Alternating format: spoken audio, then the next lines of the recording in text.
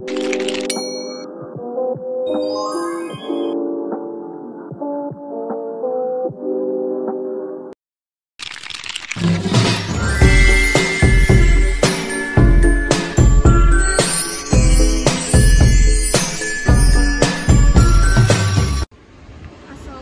warahmatullahi wabarakatuh. Perkenalkan, nama saya Wulandari Ahmad dari kelas 4E Akuntansi Fakultas Ekonomi dan Bisnis.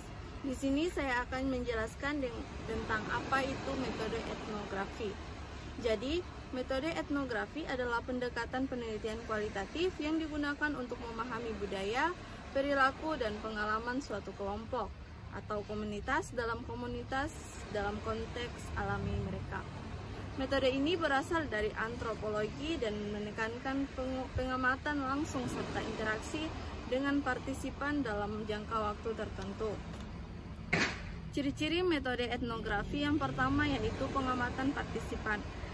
Peneliti terlibat langsung dalam kehidupan kelompok yang diteliti. Selanjutnya yang kedua yaitu konteks alami. Data dikumpulkan di lingkungan asli tanpa intervensi buatan. Dan yang ketiga ekspresif dan holistik. Berusaha memahami budaya atau kelompok secara menyeluruh. Dan yang keempat yaitu waktu yang panjang. Penelitian biasanya dilakukan dalam waktu yang cukup lama agar mendapatkan pemahaman mendalam. Dan yang kelima yaitu data kualitatif, menggunakan wawancara mendalam, catatan lapangan, dan dokumentasi sebagai sumber data utama. Langkah-langkah dalam penelitian etnografi. Yang pertama yaitu memilih lokasi dan kelompok, menentukan komunitas atau kelompok yang akan diteliti. Dan yang kedua yaitu membaur dengan subjek penelitian, membangun hubungan dengan partisipan agar mendapat kepercayaan. Dan yang ketiga mengumpulkan data menggunakan wawancara, observasi, dan analisis dokumen. Selanjutnya menganalisis data, mengidentifikasi pola, tema, dan makna dari interaksi sosial, dan melaporkan hasil, menyusun laporan berbentuk narasi yang menggambarkan kehidupan komunitas yang diteliti. Selanjutnya yaitu kelebihan dan kekurangan metode etnografi. Kelebihannya yaitu memberikan pemahaman mendalam tentang suatu budaya atau kelompok, menghasilkan data yang kaya dan konseptual, mengungkap aspek sosial yang tidak dapat diperoleh melalui metode lain. Baik, kekurangannya yaitu memakan waktu lama, membutuhkan keterlibatan intensif, bias karena subjektivitas peneliti, sulit untuk digeneralisasikan ke populasi yang lebih luas. Metode etnografi sering digunakan dalam bidang antropologi, sosiologi, dan penelitian sosial lainnya untuk memahami pengalaman manusia dari perspektif orang-orang yang menjalin kehidupan tersebut. Jenis-jenis metode etnografi. Yang pertama, metode etnografi memiliki beberapa jenis tergantung pada pendekatan dan tujuan penelitian. Di antaranya etnografi klasik atau tradisional, fokus pada satu komunitas atau kelompok budaya tertentu, biasanya dilakukan dalam waktu yang lama atau berbulan-bulan atau bertahun-tahun. Contohnya studi tentang suku pendalaman oleh antropologi. Etnografi kontemporer yaitu tidak hanya terbatas pada kelompok etnis atau budaya tradisional, bisa diterapkan pada komunitas modern seperti pekerja startup, penggunaan media sosial, atau kelompok penggemar. Sedangkan etnografi virtual atau digital yaitu mempelajari interaksi sosial di dunia digital seperti komunitas online atau media sosial. Data dikumpulkan dari forum diskusi, chat, atau platform digital lainnya. Etnografi kritis berusaha memahami struktur kekuasaan dan ketidakadilan dalam suatu komunitas. Biasanya memiliki tujuan untuk mendorong perubahan sosial. Contohnya studi tentang ketimpangan gender di tempat kerja. Etnografi etnografi yaitu peneliti menggunakan pengalaman pribadi mereka sebagai bagian dari penelitian, menggabungkan perspektif subjektif penelitian dengan analisis budaya. Contohnya, seorang imigran yang meneliti pengalaman adaptasi budaya pribadinya di negara baru. Teknik pengumpulan data etnografi, observasi partisipan. Peneliti ikut serta dalam aktivitas sehari-hari kelompok yang diteliti, contohnya mengamati interaksi sosial di pasar tradisional. Wawancara mendalam, melakukan percakapan terbuka dan mendalam dengan partisipan, bisa bersifat terstruktur, semi terstruktur, atau tidak terstruktur. Dokumentasi dan catatan lapangan, mencatat hasil observasi percakapan dan refleksi pribadi dalam jurnal ataupun laporan. Selanjutnya, analisis artefak dan media, menganalisis benda, dokumen, atau media yang digunakan dalam komunitas tersebut. Proses analisis data dalam etnografi, setelah data dikumpulkan, peneliti melakukan analisis untuk mengidentifikasi pola, makna, dan dinamika sosial dalam komunitas yang diteliti. Langkah-langkahnya ialah yang pertama, transkripsi dan coding data. Mentranskripsi wawancara dan catatan lapangan ke dalam bentuk teks, mengelompokkan data ke dalam kategori atau tema menggunakan teknik coding atau coding. Identifikasi tema dan pola, menemukan pola berulang dalam data yang memberikan wawasan tentang budaya atau perilaku kelompok. Misalnya dalam studi komunitas pengrajinan, pola yang ditemukan bisa berupa sistem kerja turun-menurun atau cara mereka beradaptasi dengan teknologi. Selanjutnya, interpretasi kontekstual, memahami makna di balik pola yang ditemukan dengan mempertimbangkan konsep sosial, budaya, dan historis. Tidak hanya sekedar mendeskripsikan, tetapi juga mencari pemahaman lebih dalam mengenai mengapa dan bagaimana fenomena terjadi.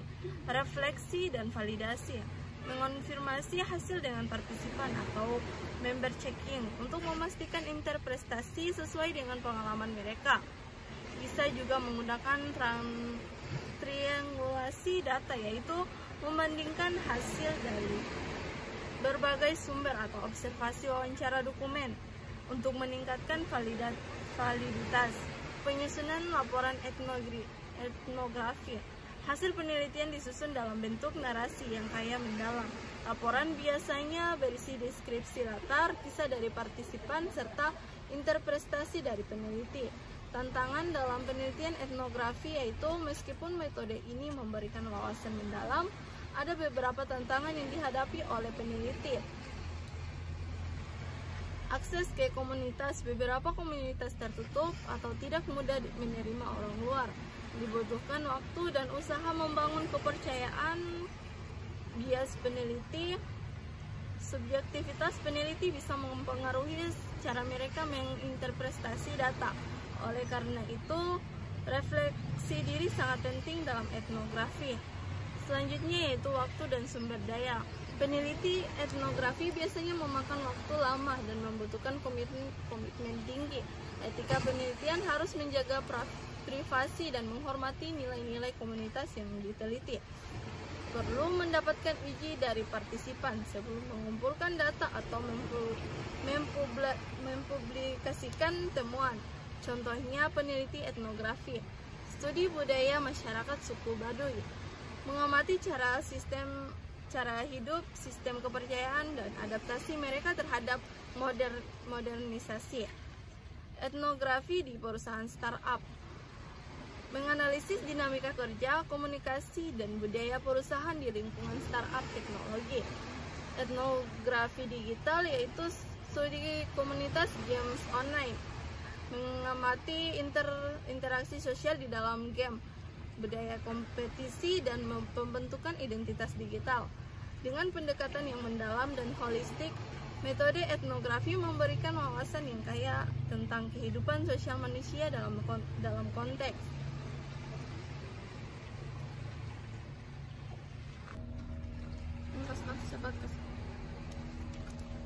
Baik, selanjutnya yaitu etika dalam penelitian etnografi. Dalam penelitian etnografi, aspek etika sangat penting karena penelitian berinteraksi langsung dengan komunitas dan seringkali mengakses informasi yang bersifat pribadi atau sensitif. Berikut adalah beberapa prinsip etika yang harus diperhatikan. Yang pertama yaitu informed consent atau persetujuan informasi. Peneliti harus menjelaskan tujuan penelitian, metode, serta potensi dampak kepada partisipan sebelum mereka setuju untuk beradaptasi. Persetujuan ini bisa berupa lisan atau tertulis. Kerahasiaan dan anonimitas identitas partisipan harus dilindungi, terutama jika informasi yang diberikan bersifat sensitif. Dalam laporan, nama asli dapat disamarkan dan atau diganti dengan inisial atau pseudonim. Non-eksploitasi dan kejujuran peneliti tidak boleh mengeksploitasi partisipan untuk kepentingan pribadi atau akademis. Harus menghindari manipulasi data agar sesuai dengan agenda tertentu. Selanjutnya yaitu refleksi diri dan posisi peneliti. Peneliti harus menyadari bagaimana latar belakang dan perspektif pribadinya bisa mempengaruhi interpretasi data. Keterbukaan terhadap sudut pandang partisipan sangat penting untuk menghasilkan laporan yang objektif. Selanjutnya yaitu member checking. Verifikasi dengan partisipan. Sebelum publikasi, hasil penelitian sebaiknya dikonfirmasi dengan partisipan untuk memastikan interpretasi tidak keliru atau menyesatkan. Kelebihan dan kekurangan metode etnografi. Kelebihannya, pemahaman mendalam memberikan wawasan yang kaya tentang kehidupan sosial dan budaya komunitas yang diteliti. Data konseptual, data diperoleh dalam situasi alami sehingga lebih autentik dibandingkan metode lain. Fleksibilitas, peneliti dapat menyesuaikan pendekatan sesuai dengan situasi di lapangan. Sedangkan kekurangannya yaitu waktu dan biaya besar. Peneliti membutuhkan waktu yang lama dan sumber daya yang cukup. Subjektivitas, peneliti Hasil penelitian bisa dipengaruhi oleh perspektif peneliti. Kesulitan akses, tidak semua komunitas terbuka terhadap kehadiran orang luar. Aplikasi metode etnografi dalam berbagai bidang antropologi dan sosiologi. Meneliti budaya, tradisi, dan pola interaksi sosial dalam komunitas tertentu. Bisnis dan pemasaran mempelajari perilaku konsumen untuk memahami preferensi mereka dalam menggunakan produk atau layanan tertentu. Contohnya, studi tentang kebiasaan belanja masyarakat di toko, retail, atau e-commerce. Pendidikan mengamati interaksi guru dan siswa dalam lingkungan kelas untuk meningkatkan metode pembelajaran. Sedangkan kesehatan masyarakat yaitu menganalisis bagaimana faktor budaya mempengaruhi kebiasaan, kesehatan, dan pengobatan dalam suatu komunitas. Teknologi dan media digital. Meneliti budaya penggunaan media sosial, game online, atau interaksi platform digital. Kesimpulan, metode etnografi adalah pendekatan penelitian kualitatif yang kuat untuk memahami kehidupan sosial secara mendalam dengan melibatkan pengamatan partisipan, wawancara mendalam, dan analisis konteks. Metode ini membantu mengungkap perspektif unik dari komunitas yang diteliti. Namun, penelitian etnografi juga memiliki tantangan seperti subjektivitas, keterbatasan akses, dan etika peneliti yang harus dijaga. Meski demikian, etnografi tetap menjadi metode yang sangat berharga dalam berbagai bidang dari antropologi hingga bisnis dan teknologi karena kemampuannya memberikan wawasan yang kaya dan kontekstual tentang perilaku manusia. Perkembangan metode etnografi di era modern. Sering berkembangan zaman, metode etnografi mengalami berbagai adaptasi dan inovasi. Berikut adalah beberapa perkembangan terbaru dalam penelitian etnografi. Yang pertama, etnografi digital dan virtual.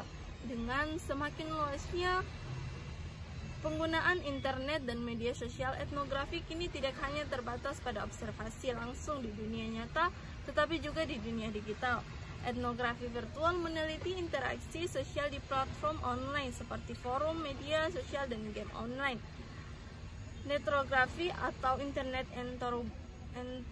etnografi fokus pada budaya digital seperti perilaku penggunaan e-commerce atau komunitas fandom.